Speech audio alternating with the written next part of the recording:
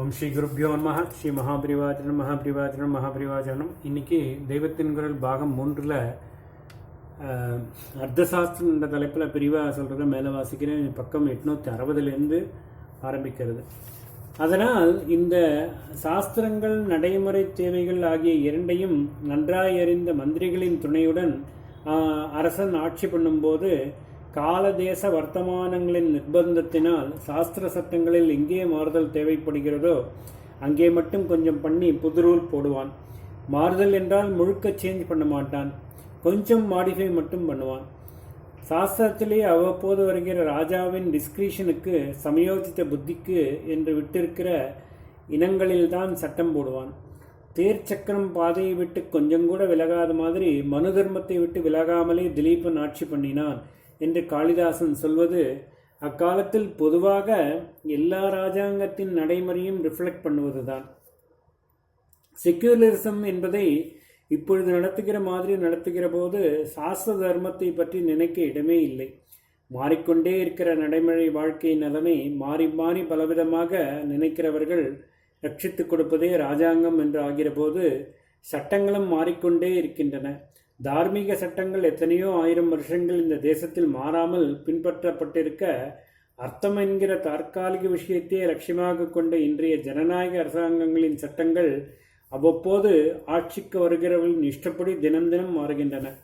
புரோகிதர், குலகுரு, மந்திரி, அமாத்தியர், சசிவர் என்கிற பலவிதமான ஆலோசகர்களை கலந்து கொண்டும் ஒவ்வொரு சமுதாயத்துக்குமான பிரதிநிதிகளை கொண்ட சபைகளின் அபிப்பிராயங்களை கருத்தில் கொண்டும் ஏற்கனவே ஏற்பட்டுள்ள ராஜநீதி சாஸ்திர சட்டங்களை ஆதாரமாக கொண்டுதான் ராஜாக்கள் ஆண்டார்களே தவிர எதேச்சாதிகாரம் பண்ணவில்லை.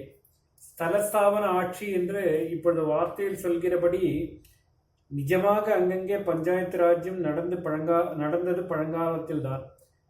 சூப்பர்வைசர் மாதிரித்தான் ராஜா மேற்பார்வை பார்த்து வந்தான். யுத்தம், இராணுவ சமாச்சாரத்தில் தான் மத்திய ராஜாங்கத்துக்கு அதிகாரம் நிறைய இருந்தது. கோயில் களம் கட்டுவது, சிஸ்டர்களை, வேத வியற்பன்னர்களையும் பல கலைகளைச் சேர்ந்தவர்களையும் மானியம் தந்து ஆதரிப்பது முதலானவையே சிவில் விஷயங்களில் ராஜாவின் முக்கிய காரியமாக இருந்தது. மற்ற சிவில் விஷயங்கள் ஸ்தல ஸ்தாபனங்களின் ஆலோசனைகளை முக்கியமாக கொண்டே கவனிக்கப்பட்டன. அவ்வப்போது ஆட்சி செய்யும் ராஜாக்கள் பழைய ஆதார சட்டத்தை அனுசரித்தே அவசியமான இடத்தில் புதுரூல் போடலாம் என்பது அந்த காலத்தில் பின்பற்றிய முறை. அவ்வப்போது ஆட்சி அதிகாரத்தில் இருப்பவர்கள் தங்களுக்கு இஷ்டமானபடி, தங்களுக்கு அனுகூலமானபடி எப்படியெல்லாம் அபிப்பிராயப்படுகிறார்களோ, அப்புறம் இந்த ஐடியாஜலையும் எப்படியெல்லாம் மாற்றிக்கொள்கிறார்களோ அதன்படி லாக்கள் பண்ண வேண்டும் என்பதற்காக இந்த அனுகூலமான ஆதார சட்டத்தையே மாற்றிவிட வேண்டும் என்பது இப்போதைய நடைமுறை. வருஷா வருஷம் கான்ஸ்டியூஷனுக்கு அமெண்ட்மெண்ட். இது ஜனநாயகம். பழைய முறை எதேச்சாதிகாரம். அரசனுக்கு இருந்த கட்டுப்பாடுகள். விஷயம் தெரியாமலே குற்றம் சாட்டப்படுகிறார்கள். அப்பனுக்கு பின் பிள்ளைக்கு பட்டம், அதிலும் தலைப்பிள்ளைக்கு பட்டம் என்ற லா ஆஃப்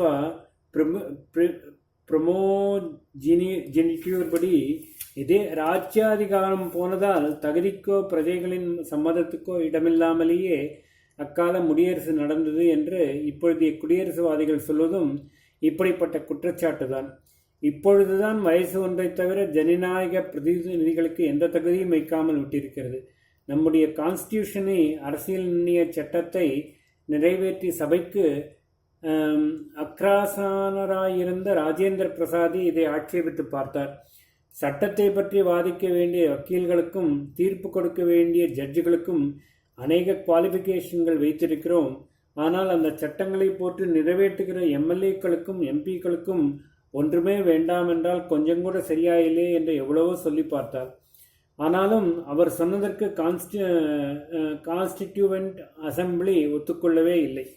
பழைய நாளில் ராஜாக்களுக்கு நிரம்ப யோக்கியதைகளை சம்பாதித்துக் கொள்ள வேண்டியது அவசியமாயிருந்தது. குருகுல வாசம் பண்ணி சகல சாஸ்திரங்களையும் தெரிந்து கொள்வார்கள். தனுர்வேத அபியாசம் பண்ணுவார்கள். தர்மத்திலும் பண்பிலும் உயர்ந்தவர்களாகவும் அவர்கள் இருக்க வேண்டும். ராஜாவாகி வெளி சத்துருக்களை ஜெயிப்பதற்கு முந்தி அவன் காமம், குரோதம் முதலான 6 உள்சத்துருக்களும் ஜெயித்திருக்க வேண்டும் என்பது சாஸ்திரம். தகுதி எதுவும் போதாமல் துன்மார்க்கத்தில் போன அசமஞ்சன் மாதிரியான ராஜகுமாரர்களையும் ராஜாவான பிறகும் எதேச்சாதிகாரமாக தன் மனசப்படி பண்ணின வேணன் போன்றவர்களையும் ஜனப்பிரதிநிதி சபையினர் ஒழித்தே கட்டியிருக்கிறார்கள். பிரிமோஜெனிட்யூர் தலைப்பிள்ளைக்கு பட்டம் என்பதால் அவனுக்கு யோக்கியதாம்சம் இல்லாவிட்டாலும் அப்படி கட்டலாம் என்ற அர்த்தமில்லை. எவனை விட யோக்கியமான உள்ளவர் இருக்க முடியாதோ அப்படிப்பட்ட ராமச்சந்திரமூர்த்திக்கு பட்டம் கட்டுவதற்கு முன்னால் தசரதன் சபையை கூட்டி அப்படி பண்ணலாமா என்று அபிப்பிராயம் கேட்டிருக்கிறான்.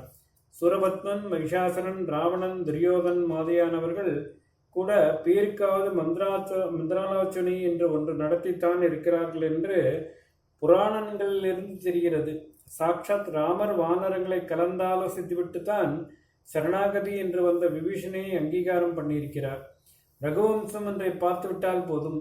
வரிசையாக சூரிய வம்ச ராஜாக்களை பற்றி சொல்கிற அந்த காவியம் தர்மசாஸ்திரம் மட்டுமின்றி அர்த்தசாஸ்திர கொள்கைகளும் பெருமளவுக்கு அமலுக்கு வந்துவிட்ட காலத்திலும் எழுதப்பட்டதுதான்.